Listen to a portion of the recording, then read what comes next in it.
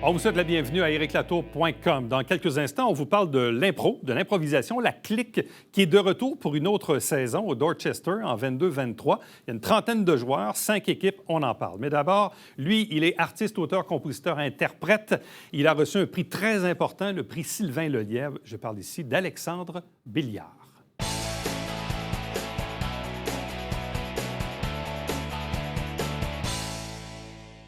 L'un des nôtres a été honoré récemment. Il a remporté le prix Sylvain Lelièvre. Il est avec nous. C'est l'auteur, compositeur, interprète Alexandre Béliard. Bonjour et bienvenue. Félicitations. Merci beaucoup, Éric. Très gentil. Pour le commun des mortels, qu'est-ce que c'est le prix Sylvain Lelièvre? C'est un prix qui est remis par la Société professionnelle des auteurs-compositeurs du Québec, qui, en fait, c'est un peu étonnant, mais c'est pour l'ensemble de ma carrière. Pourtant, tu n'as pas 80 ans. Non, j'en ai 45, puis je dirais que c'était un prix qui m'a un peu bouleversé quand j'ai vu le... Ben d'abord, je suis pas un habitué des prix, moi. Tu sais, c'est pas comme si je n'avais eu des tonnes et des tonnes, là. Fait que Sylvain Lelièvre, justement, c'est un gars qui était peut-être un peu plus dans les sentiers que sur les autoroutes. Et, mais quand j'ai regardé les gens qui avaient eu ce prix-là, tu sais, Charles Lebois, puis Clémence Desrochers, puis Yvon Deschamps, qui étaient dans la salle, d'ailleurs. En plus. Ouais, c'était vraiment... C'était surréel, quoi? Ben, en fait, je me suis aperçu que je suis à l'aise pour parler devant les gens, puis de faire des spectacles, je suis habitué, mais ce soir-là, quand il a fallu que je prenne la parole, j'étais particulièrement fébrile. Mais j'étais touché, puis ça m'a fait rire parce que cette année, je suis allé faire un festival et en descendant en allant au festival, on écoutait la radio puis on a entendu que j'étais dans la relève. Donc, il y a un chanteur de la relève qui va faire un show, puis là, je me ramasse avec un prix pour l'ensemble de ma carrière. Un chanteur de la relève qui est honoré pour l'ensemble de son œuvre. Ça m'a fait rire beaucoup, ouais. Non, j'étais très content. C'est un prix prestigieux, puis je le prends avec beaucoup ça, c'est mon autre d'humilité. question. Dans cette industrie, il représente quoi, ce prix-là? Bien, en fait, la SPAC, c'est la voix des auteurs, compositeurs, interprètes. C'est eux qui s'occupent vraiment d'essayer d'améliorer le sort de ce type d'artisans-là. L'Union des artistes, je suis membre de l'Union des artistes, mais je me sens un peu moins proche de cette union-là. Et je vois ça plus comme... On dirait que c'est plus au service un peu des comédiens, des acteurs, parce que c'est des gens qui font des meilleurs salaires souvent. Puis pour bénéficier de certains produits de l'Union des artistes, les assurances, puis tout ça, ça te prend un palier de revenus assez élevé. Que la plupart des auteurs-compositeurs, moi je suis chanceux, j'en vis, mais j'ai beaucoup d'amis qui en vivent pas. Ils travaillent à SAQ, ils travaillent comme plombiers, ils font toutes sortes de jobs pour arriver, puis ils font de la musique quand ils peuvent. Faire attention dans les chiffres, mais de mémoire, je pense qu'il y avait quoi, 20 des membres de l'Union, de l'UDA, qui vivaient de leur art, là, puis la majorité n'en vivent pas. Là. Ouais. Et puis... La majorité, comme tu dis, là, ils travaillent dans bien des domaines, puis ultimement, oui, ils sont artistes la fin de semaine, là, mais ils ne gagnent pas leur vie avec ça. Non. Puis la guilde des musiciens, ça, c'est basé aux États-Unis. Ce que je trouve un peu étrange d'envoyer mes cotisations syndicales aux États-Unis alors que je chante une chanson sur Madeleine Parent qui s'est battue toute sa vie pour rapatrier. Mais t'es pas le premier artiste qui me dit qu'il ne se reconnaît pas dans l'UDA, qu'il ne se reconnaît pas dans la guilde des musiciens. Au même titre qu'évidemment, tu es beaucoup aussi dans la musique, mais encore là, as-tu déjà été honoré par la Disque? As-tu déjà posé une candidature? Y a-t-il une catégorie qui fonctionne dans ce que tu fais à la Disque? Absolument. J'ai eu quelques nominations à la Disque. Par contre, la Disque, c'est une autre affaire. C'est des récompenses de l'industrie musicale par et pour l'industrie. Alors, il faut que tu t'inscrives, il faut que tu payes. Puis, la plupart du temps, moi, j'ai 14 albums, 12 albums, je sais plus. Puis, il y en a 3 ou 4 que j'ai inscrits à l'époque, puis j'ai été chanceux, puis j'étais vraiment content d'être en nomination. Mais les autres, je me suis pas inscrit parce que c'est très onéreux.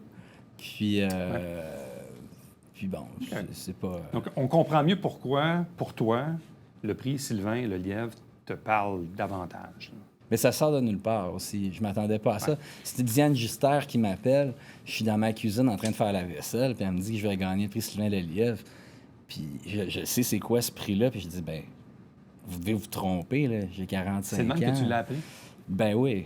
Donc, elle m'appelle Diane, elle me dit, Alexandre, elle dit, je veux te dire une belle nouvelle. Tu vas recevoir le prix Sylvain Lelièvre en septembre. Est-ce que tu es disponible pour venir à la soirée? Je dis, c'est sûr, c'est certain. Mais ce prix-là, il fonctionne comment? tu soumets une candidature ou c'est le Non. jury vraiment qui détermine qui le gagne? On ne soumet pas de candidature. C'est vraiment la SPAC, cette association-là qui se réunissent puis qui décide de remettre des prix à des gens qui Est-ce ont que tu sais retenu leur comment ton attention. nom a monté jusqu'en haut? Aucune idée. J'ai pas demandé. Ça Ils t'ont dit viendra. quoi quand ils t'ont honoré, là? La mise en contexte pour expliquer ce que tu es et ce que tu fais dans la vie? Ben, c'est Geneviève Borne qui était animatrice, que j'étais content de rencontrer parce que je la suis, ça fait longtemps. Puis, en fait, elle a expliqué un peu mon cheminement dans le fait que je tourne peu dans les radios. Malgré ça, ben, je voyage partout dans le monde. T'sais. Donc, ils ont expliqué que j'avais fait 23 pays et territoires avec un projet que je porte depuis plusieurs années là, à propos des légendes d'un peuple, parce que c'est vraiment ça qui a fait que j'ai eu ce prix-là. OK. Justement, expliquons au public peut-être qui dit OK, ouais, on le connaît un peu, le nom, le visage. OK, il gagne un super prix. Là, tantôt, tu as dit d'autres personnes qui l'avaient déjà gagné dans le passé. Donc, qui est Alexandre Belliard et qu'est-ce que tu fais au juste? Bien, je suis un auteur. Donc, j'écris des textes de chansons. Je suis aussi écrivain. Donc, j'écris des livres, j'écris de la poésie. J'écris de la musique, puis je l'interprète et je suis conteur. En fait, je raconte. Je suis plus raconteur que conteur. Donc, quand les gens viennent me voir en spectacle, je suis souvent ici en spectacle à Saint-Jean-sur-Richelieu. Et puis, comme là, je vais faire 3 spectacles en hommage à Serge Bouchard dans la prochaine année. Donc, on va faire Elles ont fait l'Amérique, Ils ont couru l'Amérique et Ils étaient l'Amérique. C'est les 3 tomes des Remarquables oubliés de Serge Bouchard. Donc, j'ai écrit des chansons à partir de ces personnages extraordinaires-là. Donc, moi, je vais les mettre en contexte à partir des écrits de Serge Bouchard. Puis je vais donc raconter c'est qui ça, Sacagawea, puis c'est qui ça, Étienne Brûlé. Ensuite, je fais une chanson là-dessus avec des copains musiciens. Comment ta carrière a-t-elle pris cette trajectoire-là il y a quelques années? Ben, en fait, c'est une réflexion que j'ai eue en 2010. Ça m'avait pris 1 an et demi à trouver une solution pour sortir mon nouvel album, que j'avais terminé depuis 2008. Là. Puis j'arrivais pas à le sortir, à trouver un chemin, une distribution, puis c'était bien compliqué. Finir de financer ça coûte cher, c'est 50 000 $. Puis bon. Donc, ça m'a pris 1 an et demi avant de pouvoir finalement le lancer. Puis je me suis dit, ça n'a pas d'allure. J'y arriverai pas, je suis pas le plus beau, je suis pas le meilleur chanteur, je suis pas celui qui danse le mieux, je suis pas... Fait que je fais comment pour vivre de ce métier-là? C'est quoi qui va me caractériser, moi, puis qui justifie un peu ma place dans cette industrie-là? Puis je trouvais qu'avec ce que j'avais à offrir à ce moment-là, j'allais pas percer, j'allais pas survivre, j'allais pas m'en sortir de cette manière-là. Puis je me suis posé des questions. Est-ce que je réoriente ma carrière? Puis 1 million de fois, j'ai pensé devenir électricien ou plombier, aller faire mes cours, puis... Mais j'ai tellement investi dans cette carrière-là, puis j'aime vraiment ça, chanter, puis aller à la rencontre des gens, puis voyager. Donc, j'ai mis sur une feuille tout ce que j'aimais faire dans la vie. T'sais, j'aime la littérature, j'aime enseigner, j'aime étudier, j'aime lire, j'aime voyager, j'aime faire de la musique. J'ai tout sorti ça, la politique, la socio, l'anthropologie. Puis je me suis dit, ben, je vais tout faire ça. Je vais tout faire ça. Fait que j'étudie à tous les jours. Je lis des livres à tous les jours pour en découvrir davantage sur la francophonie des Amériques. Donc, à chaque jour, j'apprends des choses, puis je partage ces choses-là à travers le système d'éducation ou les salles de spectacle. Parce que je suis beaucoup dans les universités, dans les collèges, les écoles primaires aussi. J'ai d'ailleurs écrit une collection de livres, des manuels scolaires là, pour les jeunes au primaire, là, 3, 4, 5, 6e année, la collection Épopée. Alors, ça m'a amené à vivre des choses extraordinaires. Mais donc, tu as fait le bon choix. Ben oui, puis je me souviens très bien, j'étais au Verre-Bouteille, puis j'étais avec un autre artiste que j'aime beaucoup. Puis on est en 2010, puis j'y parle du fait que moi, je veux écrire des chansons sur l'histoire des francophones d'Amérique, puis il me regarde, puis il dit « Mais c'est un suicide artistique que tu es en train de faire là. » Il dit « Tu vas gâcher ta carrière. » Puis en fait, au contraire, ma carrière a pris un envol à partir du jour 1 de ce projet-là. Il faut croire qu'il y avait un intérêt de la part du public. Pour ça. Mais tu sais, il y a quelques années, on s'en était parlé quand les premiers balbutiements du projet Légendes d'un peuple, puis là, tu étais en pourparlers avec Guy Boulanger à l'Aspect, entre autres, ici aux Deux-Rives, pour essayer de lancer ça. Puis ça prend prend minimalement un diffuseur qui y croit puis qui décide de lancer ça. Là, on est quoi, 3 ans plus tard, 3-4 ans plus tard, Ouais, à peu près? on est 4 ans plus tard. On a 4 saisons de Légendaires et Immortels de fait en collaboration avec la SPEC. Et c'est beaucoup Guy Boulanger et Isabelle Laramé qui ont travaillé tellement fort pour que cette série-là se poursuive. Et les gens sont au rendez-vous. Alors, c'est touchant pour moi, puis c'est encourageant. Tu l'as présenté ailleurs au Québec? Oui. En fait, le Théâtre du Petit Champlain, cette année, a acheté 5 spectacles différents. Parce que ce que les gens, il faut qu'ils comprennent, c'est que chaque concert que je fais ici à Saint-Jean, c'est jamais le même. Donc, on a monté 18 concerts différents en 3 ans et demi. Quand même. Oui, fait que scripter, apprendre ça. Et qu'est-ce qui fait que ce projet artistique-là te demande de voyager à travers le monde? En fait, c'est qu'il y a de l'intérêt pour qui on est ailleurs. On est 33 millions de personnes à parler le français en Amérique seulement.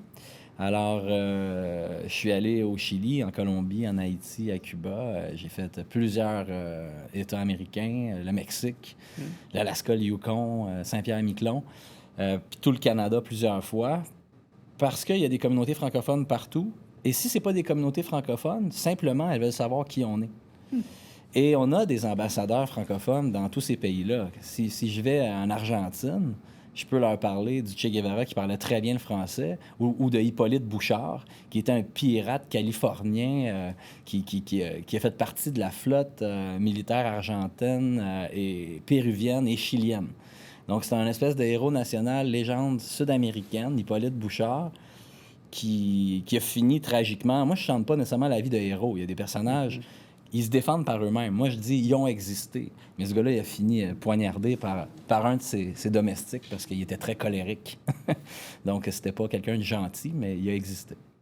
Bon. C'est quoi la suite là, pour la prochaine année, les prochaines années? As-tu d'autres projets sur lesquels tu veux plancher? Bien, pour l'instant, là, cette semaine, il y a le tome 8 de Légende d'un peuple qui sort. Avant Noël, le 9 va sortir aussi. Donc, je suis en train de compléter ça avec Yoann Boudreau là, à son studio à Saint-Luc. Et puis, je vais sortir ces deux-là. Le 10 va venir plus tard en 2023. Puis, parallèlement à ça, toute mon année va être consacrée à l'écriture d'un livre qui va paraître probablement en 2024. Qu'est-ce que tu as fait durant la pandémie? J'ai écrit. Ouais. J'ai lu. J'ai fait énormément de conférences, de capsules web sur Zoom, puis toutes sortes de plateformes. Donc, j'ai continué à faire des spectacles puis des conférences. J'ai été très occupé pendant la pandémie. Ouais, moi, j'ai pas arrêté. Ça n'a pas été reposant. Non, bien, ça a été reposant pour personne. Autrement, ouais. Mais moi, j'ai été chanceux. Bon, les 3-4 premiers mois, ça a été terrible parce que, bon, les 40 dates de spectacle ont pris le bord. Et puis, on s'est retrouvés un peu comme sans ressources du jour au lendemain. Mais rapidement, j'ai pu remonter la pente puis me trouver d'autres chemins. Okay. Prix Sylvain Lelièvre, donc Alexandre Belliard, qui est honoré par ses pairs. C'est un peu ça, qu'on peut dire? Tout à fait. Ouais. Ça, tu habites Saint-Jean depuis combien de temps? Ou en fait, tu es revenu? On est revenu en 2018. 18, ouais. OK. Ça fait 4 ans qu'on est revenu. Toujours heureux d'y être? Ben oui, c'est une ville extraordinaire. J'aime beaucoup Saint-Jean. Alexandre Belliard, merci beaucoup. Félicitations encore une fois, puis bonne chance et longue vie pour les projets actuels et futurs. Merci de l'invitation, Éric. Très apprécié. Reste avec nous. On vous revient après ceci.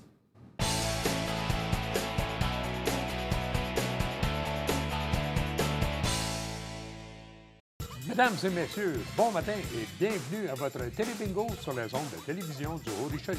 Vous aimeriez jouer au bingo dans le confort de votre foyer? C'est possible. Tous les dimanches matins, 9h30, à la télévision du Haut-Richelieu, maintenant en haute définition au 609. Pour vous procurer les livrets du Télébingo, c'est facile. Consultez la liste de nos 30 dépositaires au www.tvhr9.com. Salut, ici Alexandre Baudouin. Et François Trépanier. Frank, on invite les gens à écouter Sport Express à toutes les semaines. Tout à fait, le jeudi 19h et plusieurs fois en reprise, même la nuit, Alex. Puis même sur Internet, sur YouTube. Ben, bien sûr. Ne manquez pas ça.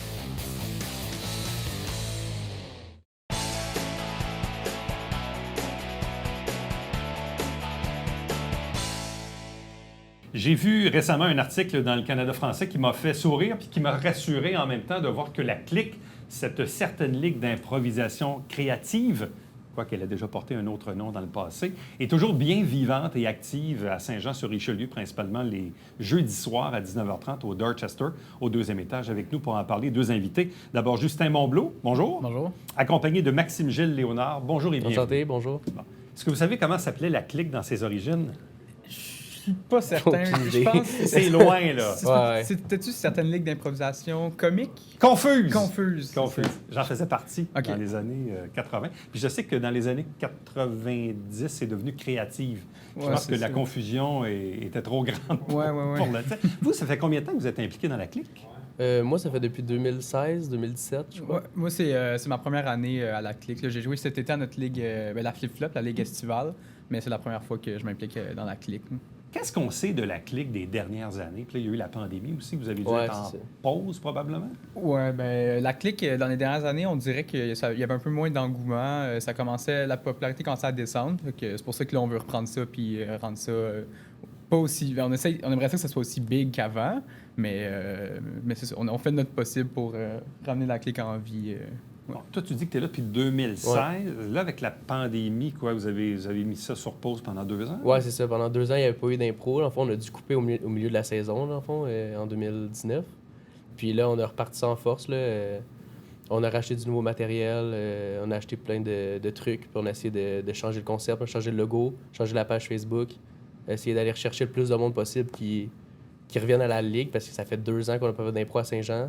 Puis même au cégep, même au secondaire, c'était fini l'impro pendant 2 ans. Fait que ça fait beaucoup de monde rouillé, là. Ouais, eh bien, il y a beaucoup de choses qui se sont pas Ouais, faites c'est ça. pendant 2 ans. Ouais, là, exactement. Puis c'est ce qu'on voit surtout dans la sphère culturelle, là, notamment dans le cas de l'impro. La clique ressemblait à quoi dans la portion, disons, 2016 à 2019, là, avant la pandémie? Là? Le bout Ouais. que toi, tu te rappelles, ça ressemblait à quoi?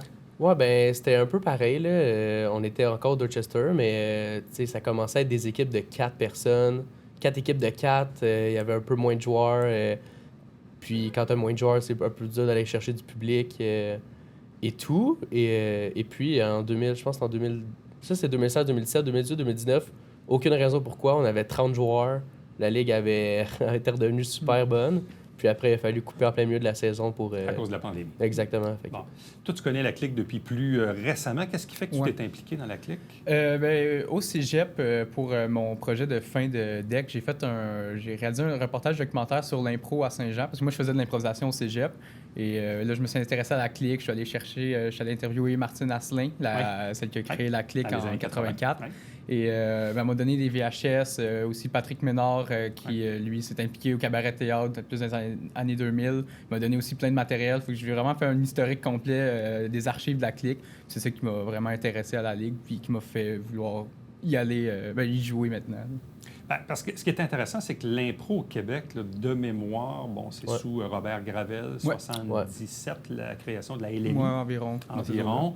84, ici à Saint-Jean, Martine Asselin et son groupe, Martine que je salue, création de la clique de l'époque où on se promenait entre la Pointe au Café, Ouais. le Merlin, le Barlu, l'Hôtel National, Ouais. et j'en oublie probablement. Le cabaret théâtre. Le cabaret théâtre, bref, on s'est promené pas mal dans ces années-là.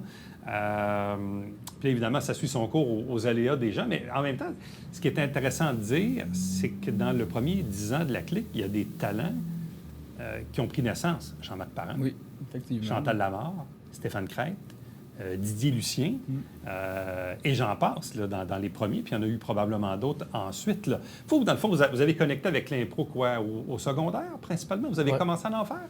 Moi, j'ai commencé au secondaire là, en 2012 à Marcelin-Champagnat. Puis après, j'ai pas lâché. J'ai continué au cégep, puis à la clique. En même temps, à la flip-flop l'été. Puis j'ai jamais vraiment arrêté de faire de l'impro à Saint-Jean. Là. Il y a plusieurs ligues déjà à Saint-Jean, donc si vous voulez faire de l'impro à Saint-Jean, il y a toujours moyen d'en faire. Là. Toi, t'en faisais-tu au secondaire? J'en ai fait. Moi, j'étais en programme hors études théâtre à Joséphine d'Endurant avec Patrick Ménard, justement, qui était Ouais. mon professeur de théâtre. Et on faisait de l'impro, pas au même niveau que dans les autres écoles secondaires, mais on faisait du théâtre entre nous puis de l'improvisation. hein. Parce que de mémoire de l'impro, il y en a tout le temps eu un peu à Resco, à José Ouais, exact. Endurant, à Marcelin, c'était organisé. Je pense qu'à Marcel Landry, la Limi, Didier. Ouais, je c'est crois, ça. puis- C'est encore lieu Ça existe partout encore, ça? dans toutes les écoles. Puis même que je pense que depuis quelques années, là, ça ça commence à prendre son envol. Là, parce que ceux qui s'impliquent dans la clique et dans l'impro collégiale, c'est souvent, ils vont aller coacher au secondaire, ils vont essayer de former une nouvelle génération. Même que là, ça commence au primaire. Ah ouais? Ouais, il y a déjà des ligues d'improvisation primaire qui, fait que là, rendus au secondaire, sont déjà bons, rendus au cégep, sont encore meilleurs, puis ça fait des bons joueurs éventuellement dans la clique. Là. C'est quoi les bienfaits de faire de l'impro pour ceux qui en font, là? Pour vrai, ça te donne vraiment... genre, tu peux toujours te sortir d'une situation que c'est malaisant ou un petit peu mort ou whatever. La répartie. La répartie, ouais. ça t'aide vraiment beaucoup avec plein de trucs dans la vie de tous les jours. Puis, c'est vraiment le plaisir, là. Genre, sans pas nécessairement être obligé d'être humoriste pour faire rire des gens, tu sais. Ouais, c'est Tu fais des libérateur. là. C'est ça. Tu fais des personnages. Ouais, ouais. Tu fais rire. Moi, c'est ce que j'aime, là, c'est faire rire les gens. Puis c'est vraiment le fun. Chaque jeudi soir, tu te retrouves avec tous tes amis.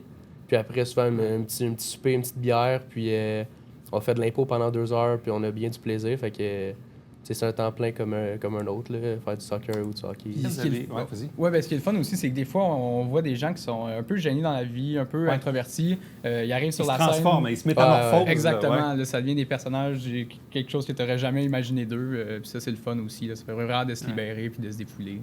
Là, vous avez combien de joueurs pour la saison en ce moment? 30, Ouais, 30 joueurs. 30 joueurs. 4-5 équipes? Ouais, 5 équipes Cinq de équipes. 6. Ça, c'est nouveau d'ailleurs. La clique a toujours été une ligue de 4 équipes. Cette année, on en a 5 parce qu'on a vu que ça a vraiment beaucoup marché cet été. Là, je pense que le monde s'ennuyait de l'impro à Saint-Jean. Là. Cet été, la flip-flop, la salle était pleine. Ça attendait dehors quasiment. Donc, on a ramené les 5 équipes pour la clique. Votre joueur le plus vieux et le plus jeune, ça ressemble à quoi? Je pense que c'est entre 17 et 30 ans. Ouais, 17 et 30. OK. Majoritairement, c'est dans ce créneau-là. là. Oui, exactement. Ouais, ben tu sais, au camp, le camp qui s'est passé au début Le camp de septembre, recrutement, là. il y avait du monde de tous les âges, là, de la 60, 50, quarantaine. Puis après, c'est ça, ça fait juste... On choisit avec les capitaines et les assistants les équipes, puis ça donne ce que ça donne. Mais pour vrai, c'est tous les âges. Là. Mais vous pourriez avoir un Ouais, joueur il y a de aucun 35 problème. ou 50 ans. Aucun là. problème avec Ben, ça. au non. camp de recrutement, justement, il y en avait qui était très bon, qui était plus âgé que ce qu'on a là, donc 40-50 dans ces eaux-là. Ouais. Mais aussi, il y avait des jeunes du secondaire, très Aussi. jeunes, donc c'était vraiment variable. Puis ben, c'est le fun de voir qu'il y a autant de monde qui s'intéresse encore à la clique. Là. OK. Là, ça se passe comment un jeudi soir au Dorchester? Premièrement, c'est au 2e étage. Ouais. Les gens connaissent mon ancien Louvre, là, qui est le Dorchester. Donc, c'est une salle quand même assez intimiste où on Ouais. peut quand même faire les matchs. Ah non, mais il y a à peu près 70-90 places à peu près. Ouais, qui rentrent. Puis il y a un bar. Puis nous autres, on joue en avant, on a acheté des lumières qui changent de couleur. Puis les joueurs, on rentre, on a une demi avec une pause, un entracte si vous voulez. Puis après ça, on reprend pour faire un match de 2 heures en tout. Ouais, donc, c'est 12 improvisations au total. Ouais. 6 improvisations pour la première partie, 6 pour la deuxième. C'est 2 équipes qui jouent contre. On change des à chaque équipes à semaine. chaque semaine. Fait que le monde, quand tu vas voir de l'improvisation, à chaque jeudi, c'est presque jamais dans la même équipe qui joue. Fait que ça te permet de voir du monde différent à chaque fois. Puis le calibre est aussi bon dans chaque équipe. Là. Ça, on est content de cette année. Là. Les équipes Ouais. sont très calibrées. Équilibrées. là. Il n'y a pas vraiment une équipe qui se démarque ou qui est moins bonne. Là. C'est très bien calibré. Qui choisit les thématiques pour les cartons d'improvisation? Ah, ben ça, Avez-vous un comité, ou, à chaque match, on a une équipe parmi les 5 qui est attitrée pour staffer, donc qui fait OK. la musique, les pointages, etc. Et dans cette équipe-là, il y a une personne qui va arbitrer. C'est elle qui s'occupe de faire le pacing, là, qu'on appelle. D'ailleurs, Maxime Gilles va arbitrer le prochain match. Là. Je pense que Ouais. ça va déjà avoir eu lieu quand ça va passer. Mais comme là, tantôt, on s'en va dîner, puis on va faire le pacing ensemble là, pour le prochain C'est que ça match. vous est pas mal occupé. Là. Oui. Ouais. C'est quand même beaucoup du de temps, boulot, là. là, tenir ça. Là, Ouais, c'est pour que c'est- ça marche, C'est ça. il faut que le monde s'en occupe. Là. On a mis les bouchées doubles cette année pour que ça marche. Là. On a changé, on a un nouveau Instagram, une nouvelle page Facebook. On fait des vidéos.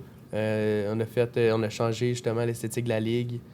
Puis à chaque dimanche, je pense qu'il y a dimanche archive Ouais. maintenant. À chaque Parce que dimanche, on publie c'est- des archives pour. C'est ça, on essaie vraiment de rendre ça vivant, nos réseaux sociaux. Ça peut avoir l'air anodin, mais on ressent déjà que ça amène plus de public puis plus de visibilité. là. Bon, tu as parlé tantôt de la ligue estivale Flip-Flop. Oui. Qu'est-ce que c'est?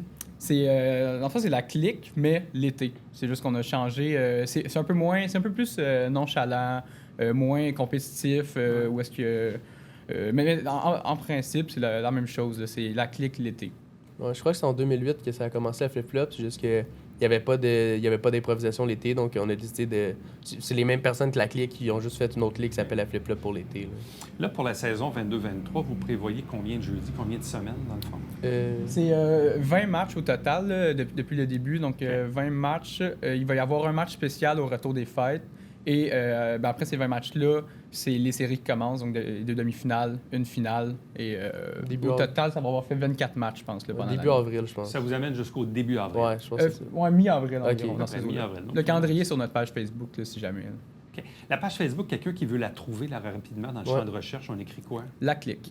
La Ouais. clique. La Ouais, clique. la clique. Ouais. Parce que des fois, il y a des entreprises qui peuvent Ouais, s'appeler c'est ça. clique. Ouais. Juste, Ben, la clique, CLIC, OK, ça devrait la clique, apparaître certaines normalement. ligues d'improvisation créative qui existent Ouais. à Saint-Jean depuis 84. Ouais. Ouais, 38 Mine de ans. rien, content de voir qu'il y a une belle relève qui s'en occupe. Si On les essaie. gens veulent aller voir ça, est-ce qu'il y a un coût d'entrée? Non, c'est ça, c'est gratuit. C'est gratuit. Le Dorchester Ouais. nous prête la salle gratuitement. Eux, ça leur permet de vendre de l'alcool Évidemment. et de la nourriture. Mais c'est ça, c'est vraiment gratuit pour tout le monde. OK, donc c'est gratuit pour le Ouais. public. Ouais. Isabelle Gingras et compagnie, on la salue en passant, donc vous offre gratuitement la salle. Ouais. C'est très bien pour des organisateurs. Ouais. Évidemment, les gens consomment, donc ça permet à Ouais. l'entreprise évidemment, de faire un peu de profit. Dans une salle peut-être qui n'est pas occupée les jeudis, je ne connais pas le calendrier, mais bref, est-ce que vous réussissez à remplir quand même puis d'avoir des matchs Ouais, avec 80-90 personnes? non? C'est toujours plein, c'est ça qui est Wow. vraiment le fun. Puis dans le fond, tu sais, on met 70 places. Puis si jamais il y en a de trop, pas qu'ils soient debout, on rajoute des chaises. Mais c'est premier arrivé, premier servi. Là, donc, c'est souvent le monde, l'été, justement, ça attendait dehors parce qu'il arrivait à 7h30 pile. OK. Donc, Ouais, c'est ça. C'était rendu qu'à la fin, là, cet ouais. été, les gens arrivaient vers 7h, 7h10 pour être certains de ne pas avoir à attendre dehors. Là. Ouais. Ben, bravo pour cette belle reprise, surtout post-pandémie, de voir qu'on réussit donc à garder en forme un organisme qui a quand même près de 40 ans d'âge, ou presque, là, pas très, très loin. Donc, la clique, c'est l'improvisation à Saint-Jean-sur-Richelieu. Donc, le rendez-vous, les jeudis, 19h30, deuxième étage du Dorchester, dans le Vieux-Saint-Jean. À vous deux, merci beaucoup. Bonne chance. Mais merci à vous. Et restez avec nous. On vous revient après ceci.